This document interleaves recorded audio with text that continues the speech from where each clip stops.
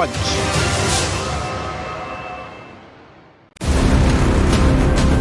सत्ता के गलियारों में जब मचता है शोर, एक दूसरे को कुर्सी से हटाने का लगता है जोर। सरकार बचाने को होता है जोड़ तोड़, पाला बदलने को होती है भाग दौड़। जब राजनीतिक घटनाओं से देश में आता है उबार, तब हम मापते हैं राजनीति का तापमान।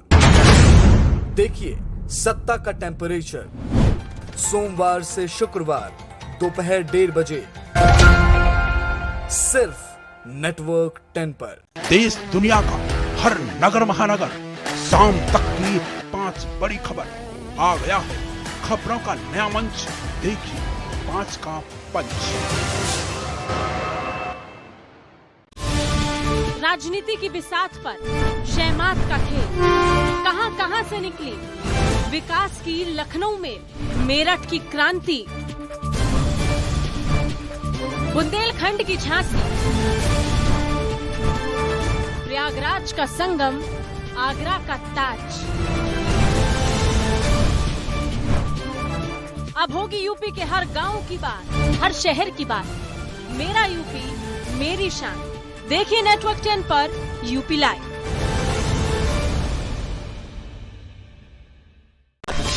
शोर नहीं, बहस नहीं। पंजाब में सब कुछ ठीक है, उसे लेकर आप क्या कहेंगे?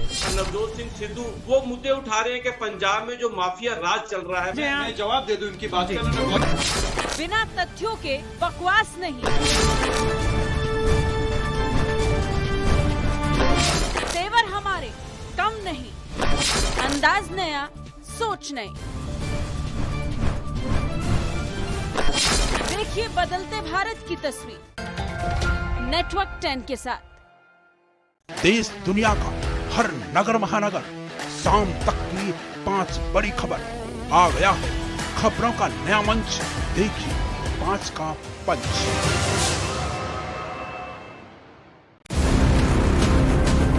सत्ता के गलियारों में जब मचता है शोर, एक दूसरे को कुर्सी से हटाने का लगता है जोर। सरकार बचाने को होता है जोड़ तोड़, पाला बदलने को होती है भाग दौड़। जब राजनीतिक घटनाओं से देश में आता है उबार, तब हम मापते हैं राजनीति का तापमान।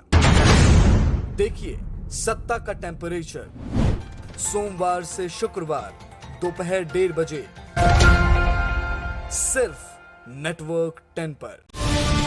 राजनीति की बिसात पर शहमात का खेल कहां कहां से निकली। विकास की लखनऊ में मेरठ की क्रांति,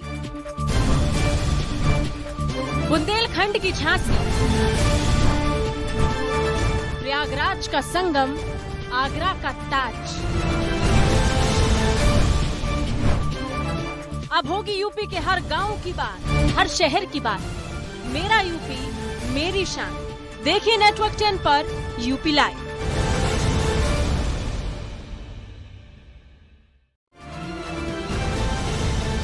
चांदनी चौक से करोल बाग तक, चावड़ी बाजार से इंडिया गेट तक, दिल्ली दिलवालों की क्या है खास।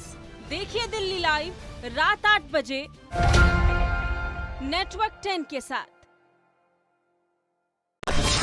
शोर नहीं, बहस नहीं। पंजाब में सब कुछ ठीक है, उसे लेकर आप क्या कहेंगे? नवजोत सिंह सिद्धू वो मुद्दे उठा रहे हैं कि पंजाब में जो माफिया राज चल रहा है। मैं जवाब दे दूं इनकी बात का। बिना तथ्यों के बकवास नहीं।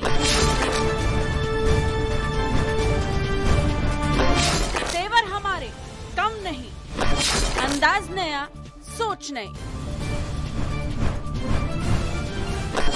देखिए बदलते भारत की तस्वीर नेटवर्क 10 के साथ।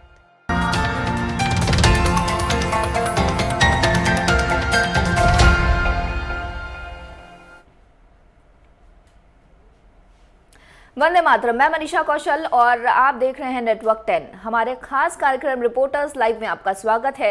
रिपोर्टर्स लाइव हमारा वो प्रोग्राम है जिसमें देश के कोने कोने से हमारे संवाददाता जुड़ते हैं और देश के कोने कोने की खबर आपको बताते हैं। तमाम राज्यों में क्या कुछ अपडेट है, क्या कुछ बड़ा आज होने वाला है, वो सारी अपडेट हमारे रिपोर्टर्स आप तक पहुंचाते हैं। सबसे पहले अजय का रुख करेंगे। अजय हमारे संवाददाता दिल्ली से हमारे साथ जुड़ चुके हैं। अजय, आज की क्या बड़ी खबरें?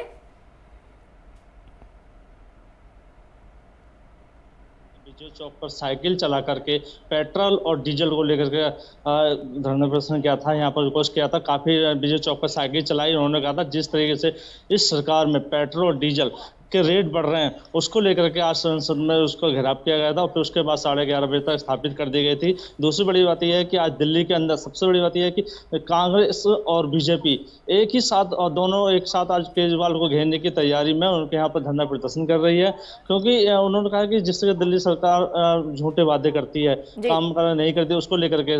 और तीसरी बड़ी बात यह है कि प्रधानमंत्री नरेंद्र मोदी की अध्यक्षता में जिस तरह से सांसदों को लेकर के गाइडलाइन जारी की गई है कि अभी अपने सभी सांसद अपने अपने क्षेत्र में जाएं और अपने भी उपलब्धियां और काम के बारे में जानकारी दें, ताकि लोगों को ये पता चल सके बीजेपी सरकार क्या करती है, कितना विकास किया, कितना नहीं किया। इसको लेकर के प्रधानमंत्री मोदी ने गाइडलाइन सभी सांसदों को जारी की गई है। जी अजय, दिल्ली में आज बैठक भी होने वाली है जिसमें जेपी नड्डा मौजूद रहेंगे, योगी आदित्यनाथ भी आ रहे हैं। कहा जा रहा है कि यूपी चुनाव को लेकर इसमें मंथन होगा, तमाम सांसद भी इसमें मौजूद रहेंगे। क्या अपडेट इस खबर को लेकर? जी बिल्कुल, वैसे जो योगी यूपी के मुख्यमंत्री योगी हैं वो भी आने का मामला, लेकिन अभी कोई कंफर्म नहीं हो पाया। लेकिन हाँ, ममता बनर्जी जरूर इनसे मुलाकात करेंगे, जेपी नड्डा से भी मुलाकात करेंगे और दूसरे नितिन गडकरी से भी मुलाकात करेंगे। लेकिन इसको लेकर के जरूर ये बात होगी कि कोई ना कोई रणनीति 2024 को लेकर के तैयारी की जा रही है, क्योंकि उससे पहले जो टारगेट है, लेकिन 2 बजे के बाद ही इस बैठक में शामिल हो पाएंगे। जी, देहरादून से हमारे संवाददाता योगेश हमारे साथ बने हुए हैं। योगेश, देहरादून से क्या अपडेट, क्या खबर आपके पास? जी बिल्कुल, आपको बताना चाहेंगे कि यहाँ पर जो आज जो दिन है वो व्यस्तता का दिन है। सबसे पहले अगर बात करें हम तो बीजेपी का एक बहुत बड़ा कार्यक्रम है, समन्वय समिति की बैठक है। समन्वय समिति की बैठक सुबह अभी शुरुआत हो गई है उसकी और शाम तक ये बैठक चलने वाली है। कल भी बैठक चली थी, आज मुख्यमंत्री भी वहाँ मौजूद हैं, मदन कौशिक जो हैं वो भी वहाँ पर मौजूद हैं। सभी के सभी जितने बड़े कार्यकर्ता और जितने पदाधिकारी हैं वो वहाँ पर मौजूद रहेंगे। पूरे दिन जो है बैठक चलेगी और बैठक 2022 के चुनाव को लेकर है कि किस तरह का रोड मैप होगा। सबसे पहले जो है वो बैठक में मीडिया को लेकर के मीडिया मैनेजमेंट किस तरह से किया जाएगा, साथ ही उसके लेकर जो है सोशल मीडिया मैनेजमेंट किस तरह से किया जाएगा, इस सारी बैठक के दौरान बातचीत की जाएगी और ये पूरा दिन जो है आज उनका चलने वाला है। उसके बाद अगर बात करें कांग्रेस की, तो कांग्रेस के भी आज बहुत व्यस्त दिन है। नया पदभार संभालने के बाद गणेश गोदियाल जो है वो लगातार कार्यकर्ताओं से मुलाकात कर रहे हैं और आज वही दौर, कल उन्होंने प्रेस कॉन्फ्रेंस की थी, लगातार बैठकें चली थी। उसके बाद आज अगर बात करें तो आज भी कार्यकर्ताओं से मिलने का दौर उनका जारी रहेगा। आज वो अलग अलग जगहों में जाकर कार्यकर्ताओं से मुलाकात करेंगे, उनसे भी कार्यकर्ता मिलने इच्छुक हैं क्योंकि नए नए उन्होंने पदभार संभाला है, तो ये पूरा का पूरा उनका भी दिन व्यस्त रहेगा। और तीसरा जो बड़ी खबर है वो है यहाँ के मौसम से जुड़ी हुई। अभी तक जो है रेड अलर्ट जारी कर रखा था मौसम विभाग ने, लेकिन अब मौसम विभाग ने ऑरेंज अलर्ट जो है वो जारी कर दिया है। उन्होंने कहा है कि अभी भी बरसात जो है वो भारी हो सकती है, पहाड़ी क्षेत्रों में बहुत ज्यादा और मैदानी क्षेत्रों में भी बरसात होगी, यानी कि पूरा का पूरा ऑरेंज अलर्ट जो है वो जारी कर रखा है। और उसके बाद अगर हम बात करें शिक्षा विभाग की बात करते हैं, शिक्षा विभाग ने कल कहा है कि 12वीं के रिजल्ट हम घोषित करेंगे और स्कूल खोलने की बात तो पहले ही जो है शिक्षा विभाग कर चुका है, लेकिन अब जो है आज से शुरुआत की जा रही है सैनिटाइजेशन, यानी कि हर स्कूल को सैनिटाइज किया जाएगा। आज से हर स्कूल को जो शिक्षा सचिव है उन्होंने कहा है कि सैनिटाइज कीजिए, उसके साथ ही अगर जो स्कूल हैं उनमें वो व्यवस्थाएं कीजिए जिससे बच्चों को परेशानी ना हो, कोरोना जैसी जो महामारी है वो बच्चों को अपनी जद में ना ले। इसको लेकर उन्होंने पूरी व्यवस्था करने के लिए कह रखा है और सैनिटाइजेशन किया जाएगा, पानी की टंकियां साफ की जाएंगी, पेंट नहीं किए जाएंगे ताकि कोई भी जो है ये बीमारी किसी को अपने जद में ना लाए। जी योगेश, आप हमारे साथ बने रहिए। हमारे संवाददाता सूरज हमारे साथ जुड़ चुके हैं रांची से। सूरज, झारखंड में क्या कुछ बड़ी खबरें आज, क्या अपडेट वहां से? ये है कि 8वें अनलॉक को लेकर मुख्यमंत्री ने आपदा विभाग की महत्वपूर्ण बैठक बुलाई। शाम 4 बजे रांची के प्रोजेक्ट भवन में आपदा विभाग के मंत्री बन्ना गुप्ता के साथ जो सेक्रेटरी है, तमाम अधिकारी है, वो भी मौजूद रहेंगे। तो अनलॉक 8 को लेकर सरकार आज कई बड़ी फैसला कर सकती है। सबसे महत्वपूर्ण ये है कि आपने देखा कि जिस तरह से लॉकडाउन हुई है उसमें इंटर स्टेट की जो बस है वो झारखंड से बिहार नहीं जा पा रही या फिर अदर स्टेट नहीं जा पा रही, शायद सरकार आज बैठक में ये निर्णय ले सकती है कि ये जो बसें ना फिर से चालू की जाए। दूसरी महत्वपूर्ण ये है कि जिस तरह से आपने देखा कोचिंग सेंटर हो या फिर स्कूल हो, इसमें भी सरकार कहीं ना कहीं कोई फैसला ले सकती है। तीसरी इसमें महत्वपूर्ण खबर यह है आपदा विभाग की बैठक को लेकर, जो दुकानें सुबह 6 बजे से लेकर रात 8 बजे तक खुली हुई रहती है, शायद वो दुकान तमाम झारखंड के जो दुकानें हैं या फिर मॉल है वो रात 9 बजे तक खुले रखने की सरकार फैसला ले सकती है। अगर अब दूसरी महत्वपूर्ण खबर की बात करें तो मुख्यमंत्री हेमंत सोरेन तकरीबन 12:30 बजे चाईबासा जाएंगे और चाईबासा में आरओबी के उद्घाटन कार्यक्रम में वो शिरकत करेंगे। अगर तीसरी महत्वपूर्ण खबरों की अगर हम बात करें मनीषा, तो आपने देखा कि झारखंड के शिक्षा मंत्री जगन्नाथ महतो पिछले 8 महीने से बीमार थे और 8 महीनों के बाद वो स्वस्थ होकर चेन्नई से रांची लौटे, तो उनके जो विभाग थी स्वास्थ्य माफ कीजिएगा एजुकेशन डिपार्टमेंट और लिकर डिपार्टमेंट, वो विभाग मुख्यमंत्री अपने पास पुनः वो विभाग अपने पास रख लिए थे, लेकिन मुख्यमंत्री ने वो दोनों विभाग पुनः उन्हें वापस कर दिया और आज पदभार वो दोबारा संभालेंगे और अपने चेंबर में आज बैठकर कई कार्यक्रमों में वो शिरकत करेंगे अपने विभाग का। अगर चौथी और महत्वपूर्ण बात करें तो आपने देखा कि किस तरह से सरकार गिराने की साजिश को लेकर लगातार झारखंड में राजनीति जी सूरज, हम आपके पास आएंगे। हमारे संवाददाता राजकुमार हमारे साथ बागपत से जुड़े हुए हैं जहां सीएम योगी का दौरा है। राजकुमार, क्या अपडेट वहां से? बहुत अच्छे से बात की हम सभी से। मनीषा, मुख्यमंत्री योगी आदित्यनाथ का काफिला सिसाना से कलेक्ट्रेट की तरफ मूव हो गया है जी। मेरे साथ वो लोग मौजूद हैं जिनसे मुख्यमंत्री ने मुलाकात की, सीधे बिना किसी भूमिका के क्या मुलाकात हुई? सर, मेरा नाम अंजुम गनी है, मैं यूपीएससी साना में असिस्टेंट टीचर हूं। डायरेक्ट हमारे पास मुख्यमंत्री जी आए, हमने उनका अभिनंदन किया। उन्होंने हमसे मिशन प्रेरणा और स्कूल के संबंधित सवाल पूछे, जिसका हमने बखूबी जवाब दिया। सर बहुत इंप्रेस्ड हुए और खुश होकर हमारे पूरे रूम का राउंड लिया और हमारे अच्छे से तारीफ करते हुए पूरे रूम को, स्कूल को भ्रमण करते हुए खुश होकर यहाँ से निकले। आज से पहले कभी मुलाकात हुई मुख्यमंत्री से? नहीं सर, बहुत अच्छा लगा। 1 मिनट के लिए मैं भाव विभोर हो गई उन्हें बिल्कुल अपने सामने देखकर, और मेरा हृदय भी मतलब कंठ भर गया था, बट मैंने पूरे कॉन्फिडेंस के साथ बोला, उन्हें परिचय दिया अपने स्कूल का और अपने स्टाफ का, अपने सभी अधिकारियों का, और अपने यहाँ जो भी हमारे यहाँ चल रहा है मिशन प्रेरणा के तहत लाइब्रेरी या रीड जो कॉर्नर है हमारा, या हमारे पास जो प्रिंट रिच वातावरण है, सबको बताते हुए जी हाँ कैसे बच्चों को टीचिंग कराते हैं मोहल्ला क्लास। मनीषा, एक और अध्यापिका रीना हमारे साथ है जी। रीना जी, क्या कहेंगी? मैं यही कहना चाहूँगी, हमारे लिए आज का दिन बहुत ज़्यादा लकी रहा, क्योंकि हमारे बीच हमारे आदरणीय मुख्यमंत्री जी आए और उन्होंने हमें बहुत ही उत्साहवर्धक से हमसे मिले और बातें करी। और जैसे हम पढ़ा रहे हैं, आजकल बच्चे स्कूल नहीं आ रहे हैं, तो हम उन्हें किस तरीके से पढ़ा रहे हैं इसकी जानकारी हमने उन्हें दी, जिसके लिए उन्होंने हमें काफ़ी अप्रिशिएट किया। आप भी क्या कहना चाहेंगे? सर आप बताइए। मैं BSA राघवेंद्र सिंह, बेसिक शिक्षा अधिकारी जनपद बागपत के बेसिक शिक्षा अधिकारी हमारे साथ हैं जी। उनका अनुभव भी जानने का प्रयास। आज से पहले कभी सीएम से मुलाकात हुई? कभी नहीं, पहली बार हुई है। मैं बहुत ही भावविभोर था और हमारी दोनों मैडम थी, रीना मैडम थी, इन्होंने जैसे ही माननीय मुख्यमंत्री से अनुरोध किया वो इतना प्रसन्न हो गए कि अनुरोध तुरंत स्वीकार कर लिया कि हमारे साथ एक पूरे स्टाफ के साथ ग्रुप फोटो हो जाए। तो माननीय मुख्यमंत्री जी ने वो स्वीकार करते हुए सबके साथ ग्रुप फोटो लिया। हम माननीय मुख्यमंत्री जी का बहुत ही सादर अभिनंदन करते हैं और बहुत ही आभार व्यक्त करते हैं कि हमें इतना सम्मान दिया। BSA साहब, बेसिक शिक्षा विभाग बहुत महत्वपूर्ण, कहीं भी रीड होता है एक समाज का निर्माण करने के लिए, क्या मैसेज देंगे? देखिए, इस समय ई पाठशाला के माध्यम से व्हाट्सएप ग्रुप से जोड़ करके हम बच्चों को पढ़ा रहे हैं। प्रेरणा साथी का चयन करके मोहल्ला क्लासेस चलाई जा रही हैं। जो बच्चे और भी अलग हैं उनके लिए वर्कशीट के माध्यम से हम बच्चों के पास प्रिंट रिच मटेरियल और सारे क्वेश्चन वगैरह भेज रहे हैं। उनको जो भी समस्या है सब सॉर्ट आउट। कोविड के दौरान मानसिक तनाव में भी बिल्कुल निश्चित तौर पर हूँ, क्योंकि आपका भी परिवार रहा होगा। कोई अनुभव शेयर करेंगे? ईश्वर के पे विश्वास करते हुए मैं करीब, क्योंकि चुनाव में मेरी ड्यूटी रही थी, 5000 से 10,000 लोगों के संपर्क में आया, लेकिन ईश्वर के ऊपर मुझे पूर्ण विश्वास था, कतई डर नहीं था और मुझे कुछ नहीं हुआ।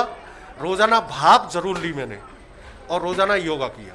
मनीषा, बिल्कुल निश्चित तौर पर मुख्यमंत्री से मिलने का जो आगमन मुख्यमंत्री का था, उसके बाद जो मिलकर अपना शेयर कर रहे हैं, अपनी भावनाएं जो बता रहे हैं, निश्चित तौर पर इनके मायने हैं। ये मायने हैं, कहीं भी अगर किसी प्रदेश का मुखिया इतना सहज हो सकता है कि बागपत जनपद बागपत उत्तर प्रदेश के उन जिलों में है जो कहीं ना कहीं पश्चिमी उत्तर प्रदेश में एक राजनीतिक विरासत माने जाते हैं, और वहाँ पर एक आम टीचर से जब कहीं ना कहीं मिलना होता है तो उस अनुभव मेरे ख्याल से उसके लिए शब्द कम पड़ जाएंगे। जी बिल्कुल राजकुमार, वहां पर सीएम योगी आदित्यनाथ ने मुलाकात तो की, उसके अलावा दिल्ली में भी आज अहम बैठक होने वाली है। धन्यवाद आपका हमारे साथ जुड़ने के लिए। सूरज हमारे संवाददाता गुरुग्राम से हमारे साथ जुड़े हुए हैं। सूरज, क्या बड़ी खबर आपके पास?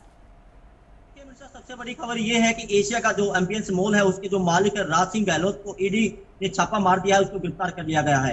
यानी कहीं ना कहीं दूसरी खबर यह है कि हरियाणा में जिस तरह तो सियासत है, राजनीति की जो सरगर्मियां होती है, होती नजर आ रही है। जब से ओपी चौटाला जेल से रिहा हुए हैं, यानी वो पिछड़ाघाट के बाहर हुए हैं, सरगर्मियां तेज हो गई हैं और बीजेपी पार्टी में जो मतभेद की जो बातें जो अधिकारी करते नजर आ रहे हैं, जो गृह मंत्री और मुख्यमंत्री के बीच में आज वो साफ हो गया है कि गृह मंत्री ये कह दिया गया है कि हमारे और मुख्यमंत्री अच्छे संबंध है और जो अधिकारी हमारे बीच में हमारे समझ खराब करने की कोशिश करेगा उसको बख्शा नहीं जाएगा। और तीसरी खबर यह है कि मनीषा, हरियाणा में लगातार स्कूल तो खोले दिए गए थे जो 6वीं से 12वीं तक, लेकिन बच्चों की वहां पर आ जाए बिल्कुल कम है, क्योंकि एक तो जो बच्चे हैं ऑनलाइन पढ़कर वहां पर खुश है, क्योंकि जो कोरोना का जो कहर है लगातार वो जारी है, क्योंकि कम जरूर हुआ है, लेकिन हर पेरेंट्स ये डरता है कि हमारे बच्चों कहीं ना कहीं कोविड की चपेट में ना आ जाए। और चौथी खबर ये है हरियाणा में कि जो बरसात 17 घंटे जो बारिश हुई है वहां पे जो ड्रेन है ओवरफ्लो हो गई है। कई जगह के ऐसे हैं कि जो जमीन है, खेती है, वो डूब गई है। वहां पर जो अधिकारी है वो निरीक्षण करेंगे, विधायक निरीक्षण करेंगे। अगर साइबर सिटी गुड़गांव की बात करते हैं तो गुड़गांव में जो गुड़गांव के जो विधायक है सुनील चिंगला, उसके घर में बेसमेंट में पानी भर गया था, जहां लाखों रुपए का नुकसान भी हो गया था। वहां पर अधिकारी आज छानबीन कर जाएंगे कि आखिर जो लगातार दावे करते नजर आ रहे थे कि हम बिल्कुल तैयार है, अगर बारिश आ जाती है तो वहां पर ओवरफ्लो नहीं होगा, सड़कों पर पानी नहीं होगा, लेकिन जो 17 घंटे की बारिश ने लगातार खोल के रख दिया है। और पांचवी खबर ये है, देखा जाए कि जो बच्चों की जो डूबने से मौत हुई थी, आज ये जो सोना के किरण की केटली गांव में उन सरपंच और ठेकेदार पर गाज गिर सकती है, क्योंकि परिजन सिर्फ न्याय चाहते हैं कि हमारे को न्याय मिले और जो तालाब में बच्चे डूबकर जो मौत हुई थी उसके ऊपर कार्रवाई हो सकती है। जी मनीषा। जी सूरज, आप हमारे साथ बने रहिए। अर्शदा हमारे साथ जुड़ चुकी है मुंबई से। हर्षदा, क्या खबर बड़ी मुंबई से? मुंबई से तो पहले बड़ी खबर है कि बाढ़ पीड़ित जो है उनकी स्थापना और उनके कारोबार को ट्रैक पे लाने के लिए सब जो सरकार है वो प्रयत्नशील है। वहीं पर एक दोष आरोप होते हैं और जो एक श्रेय जो खींचने की तो दौर चलता है किसी विपदा के बाद में, वो अभी चालू है महाराष्ट्र में। मैं आपको बता दूं कि महाराष्ट्र के 8 जिले में रत्नागिरी, रायगढ़, कोल्हापुर, सांगली, सातारा में, इचलकरंजी में करीबन 6000 करोड़ का नुकसान हुआ है। वहीं पर केंद्र सरकार ने 700 करोड़ का एक पैकेज जाहिर किया, जिसके चलते महाराष्ट्र सरकार अभी भी दूसरी तीसरी मीटिंग उनकी जारी है, जिसके चलते वो सोच रहे कि हम एक बार वापस जो बाढ़ पीड़ित है उनका मुआयना करके फिर दूसरा वो लोग एक पैकेज स्टेट गवर्नमेंट का लॉन्च करेंगे। लेकिन इसी पे जो बहुत सारे जो मंत्री है वो बाढ़ पीड़ित एरिया में अपना मतलब जो बाढ़ पीड़ितों की विपदा जानने की कोशिश कर रहे हैं, जिसमें पूर्व मुख्यमंत्री देवेंद्र फडणवीस जो है वो सांगली, कोल्हापुर के दौरे पे, लेकिन आज सीएम जाने वाले थे कोल्हापुर दौरे पे, वो नहीं जा रहे क्योंकि तेज बारिश के रेड अलर्ट का दिया हुआ है, रेड अलर्ट का वो सिग्नल दिया है, जिसके चलते वो नहीं जा पाए। वहीं पर राज ठाकरे के बेटे जो है वो नासिक में वो अपने लिए मतलब मोर्चे तो उनकी पीएमसी की इलेक्शन आने वाली है उसके लिए अपनी कोशिश कर रहे हैं कि अपनी पार्टी के जो वर्कर है उनके एक प्रॉब्लम और वहां पर लोगों का एक सोच जानने की कोशिश कर रहे हैं। आदित्य ठाकरे जो है उनका आज दौरा होगा, वो भी कोकण दौरे पे जाएंगे, वहां पर बाढ़ पीड़ित लोगों का वो उनसे बातचीत करेंगे। दूसरी खबर ये है कि शिल्पा शेट्टी पर अभी भी क्राइम ब्रांच नजर रखते हुए उनको अभी तक क्लीन चिट नहीं मिली है, क्योंकि अगर पति किसी बिजनेस में है और शिल्पा शेट्टी मतलब उनकी वाइफ होने के चलते राज गुजराती वहां पर वो बिजनेस पार्टनर भी है, तो क्राइम ब्रांच उन पे नजर रखे। राज कुंद्रा का जो बैंक अकाउंट है वो उन्होंने सीबीआई ने सीज किए और बाकी इंक्वायरी चल रही है। तीसरी खबर ये है कि महाराष्ट्र में शिवाजी महाराज के बारे में एक प्रसार करने वाले एक इतिहासकार है बाबा साहेब पुरंदरे, उनका 100वां जन्मदिन है, जिसके चलते राज ठाकरे ने उनको बधाई दी। अनिशा जी, हर्षदा धन्यवाद आपका हमारे साथ जुड़ने के लिए। हमारे संवाददाता अमित रांची से हमारे साथ जुड़ चुके हैं, अमित रायपुर से हमारे साथ जुड़ चुके हैं। अमित, छत्तीसगढ़ को लेकर क्या कुछ बड़ी खबर, क्या बड़ी अपडेट वहां से? बताया जाएगा मनीषा जी की जो विवाद चल रहा था सिंहदेव स्वास्थ्य मंत्री और ब्रजपत सिंह के बीच में पिछले 3 दिनों से, वो कल आखिर उसमें विराम लग ही गया और बृहस्पति सिंह ने उसमें खेद व्यक्त किया है, जिसके बाद टी एस सिंहदेव ने सदन में वापसी की है और गृह मंत्री जी ने ये कहा है कि टी एस सिंहदेव पे जो आरोप लगे थे वो बेबुनियाद थे और वो सही पाए नहीं गए हैं, जिससे अब सदन की कार्रवाई अच्छे से चालू हो गई जी। और दूसरी बड़ी खबर बताना चाहूंगा, जो निलंबित एडीजी थे उनके ऊपर भिलाई में सरस्वती नगर थाने में एक FIR हुई है, जिसमें ये कहा गया है कि वो पैसे के लेते को किसी केमिकल फैक्ट्री से 1 करोड़ रुपए की मांग की गई थी, जिसमें से 20 लाख रुपए उनको दे दिए गए।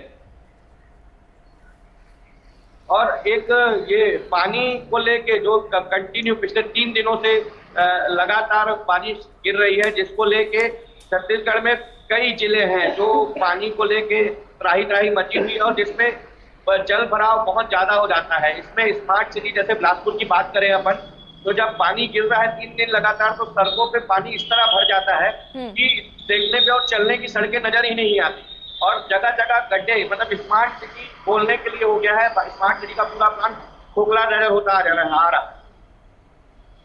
जी अमित, धन्यवाद आपका हमारे साथ जुड़ने के लिए। आरिफ रशीद हमारे संवाददाता श्रीनगर से हमारे साथ जुड़ चुके हैं। आरिफ, क्या खबर जम्मू कश्मीर से बड़ी वहां पर? हाँ जी बिल्कुल, आपको बता दूं कि यहाँ पे जो मौसम की मार जो है लगातार जारी है, क्योंकि कल सुबह से ही जो लैंडस्लाइड्स की फ्लश फ्लड्स की खबरें मौसूल हो रही है। तो वो कश्तवाड़ का सानिया जो है, दोपहर सानिया जो कल सामने देखने को मिला, उसमें जो अभी तक है कुल हलाकतें 9 सामने आई है, 9 लोगों के शव मिले हैं और बाकी जो 19 व्यक्तियों के शव अभी ढूंढने बाकी है। रेस्क्यू टीम लगातार लगी हुई है इस कोशिश में कि उनके शव ढूंढने की कोशिश की जा रही है। हालांकि एयरफोर्स की मजीद टीमें भी वहां पे बुलाई गई है और फौज की इजाफी नफरी को भी बुलाया गया है रेस्क्यू ऑपरेशन चलाने के लिए। उसके साथ साथ पुलिस प्रशासन जो लोकल पुलिस है कश्तवाड़ की और साथ ही साथ मकामी लोग वो भी इस कोशिश में लगे हैं। जो भी लोग अभी गायब है वहां से उनको ढूंढने की कोशिश लगातार जारी है और प्रशासन की तरफ से भी ये इत्तेफाक कर दिया गया है कि जो भी लोग वहां पे इसमें मृत्यु जिनकी हो गई है उनको एक रिलीफ भी मुहैया किया है। जो उनके रिश्तेदार बाकी लोग पीछे बचे हैं, 5-5 लाख हर किसी व्यक्ति के लिए जो उस पर मरा हुआ है और जो भी व्यक्ति जख्मी हुए हैं उनमें उनको 50,000 रिलीफ लेकर गवर्नमेंट की तरफ से हर किसी सामाजिक कारकुनी और पॉलिटिकल लेवल पे यही इस बात पे दुख जताया जा रहा है। ये जो हादसा पेश आया कल कश्तवाड़ में, तो प्रशासन भी इस कोशिश में जुटी है कि कैसे वहां के लोगों को जो अभी गायब है उनको निकाला जाए और बाकी जो पहाड़ी इलाके हैं उनको भी ये वार्निंग साथ ही साथ दी जा रही है कि कैसे वो अपने आप को महफूज रखे, महफूज मुकामात की तरफ रुख करे, क्योंकि अभी भी 2 दिन ऐसे हैं उसके बाकी जानिब से 2 दिन अभी और ऐसे ही मौसम रहेगा। बारिशों के साथ साथ गरज चमक के साथ साथ यहाँ पे फ्लश फ्लड्स आने का अंदेशा है, तो इसलिए उनको इंतबाह किया गया है कि अपने आप को महफूज मुकामात की तरफ करें। जी धन्यवाद आपका आरिफ हमारे साथ जुड़ने के लिए। हमारे संवाददाता राजेश हमारे साथ भोपाल से जुड़ चुके हैं। राजेश, मध्य प्रदेश से क्या बड़ी खबरें आज? जी बिल्कुल, आपको बता दूं आज मध्य प्रदेश में कर्मचारी संघ को कर्मचारी संघ को बनाया था, उसको लेकर आज सभी ने अपने एक दिया गया है और तमाम कारोबार जितने भी कर्मचारी हैं उन्होंने शट डाउन कर दिया और जिसको लेकर आज सरकारी कार्य से प्रभावित हो गया। जिस तरह से लगातार अपनी इंक्रीमेंट की और वेतन वृद्धि की मांगों को लेकर कर्मचारी सरकार से मांग कर रहे थे, उन्होंने मुख्यमंत्री को भी ज्ञापन दिया था, इसको लेकर राज्यपाल को भी ज्ञापन दिया था। लगातार अपनी मांगों को लेकर वो सरकार से गुहार लगा रहे थे। वहीं उन्हें 29 तारीख को चेतावनी सरकार को दी थी कि 1 दिन का जो है कि लॉकडाउन करेंगे पूरे काम। और आज जो अगर हम बात करें तो जितने भी नक्शा खसरा खतौनी होती या लाइसेंस हो, ये तमाम जितने भी कार्य हैं वो सब सभी प्रभावित हो रहे हैं और सरकारी काम आज मध्य प्रदेश में 90% पूरा तरीके से ठप पड़ा हुआ है। और वहीं आगे कर्मचारियों ने चेतावनी दी कि अगर सरकार उनकी बातों को अगर नहीं मानती है तो 30 जुलाई से जो है कि आगे हड़ताल पे जा सकते हैं और अनिश्चितकाल हड़ताल कर सकते हैं। वहीं अगर हम दूसरी खबर की बात करें तो आज मध्य प्रदेश की 12वीं कक्षा का जो है कि रिजल्ट आज घोषित होने वाला है। जो मंत्री है इंदर सिंह परमार इस रिजल्ट की आज घोषणा करेंगे और इसके अंदर किसी प्रकार का कोई मेरिट छात्र का नाम नहीं लिया जाएगा। वहीं अगर हम तीसरी बड़ी खबर की बात करें तो आज कांग्रेस के प्रदेश अध्यक्ष कमलनाथ के शासकीय आवास पर जो है कि आज बैठक की जा रही है। इस तरीके से कुछ चुनाव मध्य प्रदेश में होना है, उसको लेकर रणनीतियां बनाई जा रही है। और संबंधित विधानसभा जिसके अंदर ये चुनाव होना है, लोकसभा सीट पर जो चुनाव होना है, वहाँ के तमाम पदाधिकारी और संगठन के अधिकारी यहाँ पर निवास से एकजुट हो रहा है, एकत्रित हो रहा है और यहाँ पर वो रणनीति बनाएंगे। आपको बता दें इससे पहले जो है कि बीजेपी ने भी 4 दिवस से लगातार बैठक की थी और रणनीति बनाई थी चुनाव को लेकर। बीजेपी जो है कि पूरा रोड मैप तैयार कर चुकी है। जी राजेश, धन्यवाद आपका हमारे साथ जुड़ने के लिए। हमारे संवाददाता योगेश देहरादून से हमारे साथ जुड़े हुए हैं। योगेश, उत्तराखंड से क्या बड़ी खबर आज?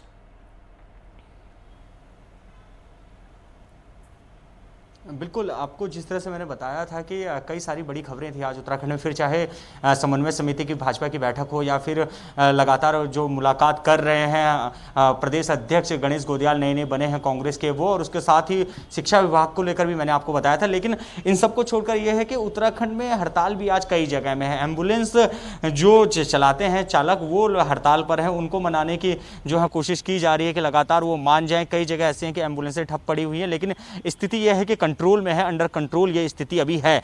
उसको छोड़कर अगर बात करें हम तो कई सारी ऐसी खबरें छोटी मोटी यहाँ पर हैं। फिर एक गीत भी आज लॉन्च होने जा रहा है। हरीश रावत के लिए एक गीत लिखा गया है, कांग्रेस के ही एक पदाधिकारी ने गीत लिखा और पदाधिकारी ने हरीश रावत के नाम पे गीत लिखा है और निशाना सीधा जो है वो भाजपा के ऊपर कर रखा है। उनकी जो सरकार अभी तक चली है 4 साढ़े 4 साल की, उसके ऊपर वो निशाना कर रखा है। अभी लॉन्च होगा वो 1 बजे। तो ऐसे ही कुछ बड़ी खबरें जो है आज यहाँ पर हैं। जी योगेश, धन्यवाद आपका हमारे साथ जुड़ने के लिए। तो रिपोर्टर्स लाइव में फिलहाल इतना ही। आप बने रहिए नेटवर्क 10 के साथ। जय हिंद।